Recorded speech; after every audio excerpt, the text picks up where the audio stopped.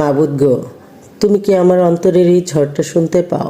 আমি বারবার তোমার দরজায় কাঁদতে কাঁদতে ফিরি, কারণ আমি কিছুতেই ভুলতে পারছি না সেই ঘটনাটা। চোখ বন্ধ করলে দৃশ্যটা ভেসে ওঠে, সেজদায় গেলেই বুকের ভেতরটা হাহাকার করে ওঠে, কান্নায় চোখ ভিজে যায়, বুকটা যেন ডুবে যায় সেই স্মৃতির সাগরে। মাবুদ গো, তুমি যদি চাও তাহলে আমার মস্তিষ্ক থেকে এই ঘটনাটা মুছে দাও, আর যদি না দাও তবে আমাকে এমন অন্তর দান করো যেখানে ধৈর্যের সমুদ্র বয়ে চলে, যেমন তুমি তোমার প্রিয় বান্দাদের দাও। আমি জানি না অজ্ঞতার কারণে করা তার সেই ভুলের জন্য তুমি তাকে ক্ষমা করবে কিনা, কিন্তু আমি নিজেও পারছি না তাকে ক্ষমা করতে।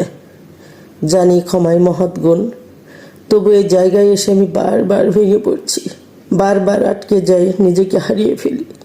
মাবুদ গো, তুমি তো হৃদয় চেনো, তুমি তো অন্তর দেখো, তুমি জানো আমি কতটা ভেতরে ভেতরে ভেঙে পড়েছি। আমার প্রতি রহম করো, আমাকে এমন শক্তি দাও যাতে আমি ভুলতে পারি, ক্ষমা করতে পারি, আর শুধু তোমার উপর ভরসা রেখে শান্তিতে বাঁচতে পারি।